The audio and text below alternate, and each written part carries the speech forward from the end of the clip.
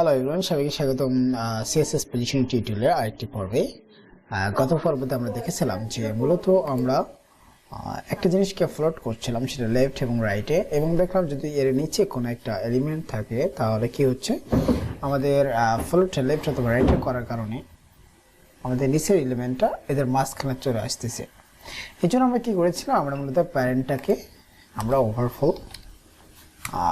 Overflow hidden করেছিলাম, যার ফলে আমাদের প্রবলেম সলভ হয়েছিল। এখন আমরা এই কাজটা ওভারফ্লো হিডেন না করে অন্যভাবে করতে পারি।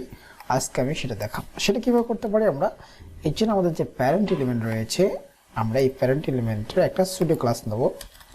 সেই সুডো ক্লাসটা হচ্ছে আফটার। আপনারা আশা করি যে আফটার সুডো ক্লাস নিয়ে পরিচিত। মূলত এটা আমাদের এই কন্টেন্টের পরেই একটা পরে যুক্ত হবে, অর্থাৎ এই কন্টেন্টের পরে মূলত এটা অ্যাড হবে, অর্থাৎ আমাদের এই সমস্ত কিছু রান করার পরে আমাদের এটা রান করবে। সেই জন্য আমরা জানি আফটার বা বিফোর ইউজ করতে প্রথম যেটা এসেনশিয়াল সেটা হচ্ছে কন্টেন্ট। আমরা এখানে কোনো কন্টেন্ট রাখবো না, এটা একটা ফাঁকা অবস্থায় রাখবো, এটাকে ফাঁকা অবস্থায় রাখবে। সেজন্য আমরা কন্টেন্ট ফাঁকা রাখলাম। এখানে আমরা লিখবো ক্লিয়ার বোথ। ফলে কী করবে, সেই সাবজেক্টে ক্লিয়ার করবে, কিন্তু এখনও কিন্তু আমাদের কাজ সলভ হয়নি। সেই জন্য আমাদের এখানে লিখতে হবে একটা এক্সট্রা প্রপার্টি, সেটা হচ্ছে ডিসপ্লে ব্লক।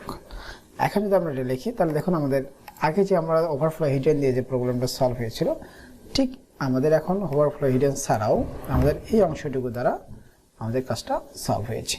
তারপরে আমরা ক্লিয়ার বোথের মাধ্যমেও কী করতে পারি, আমাদের ফ্লোটিং এলিমেন্টগুলোতে যে প্রবলেমটা ছিল, অর্থাৎ বিশেষ করে অন্য এলিমেন্টের ভিতরে ঢুকে যাচ্ছিল, এছাড়া বর্ডার পাচ্ছে, অর্থাৎ নির্দিষ্ট হাইট পাচ্ছিল না, তারপরে কোনো বর্ডার পাচ্ছিল না, সে সব প্রবলেমটা আমরা সলভ করতে পারি। So best of luck.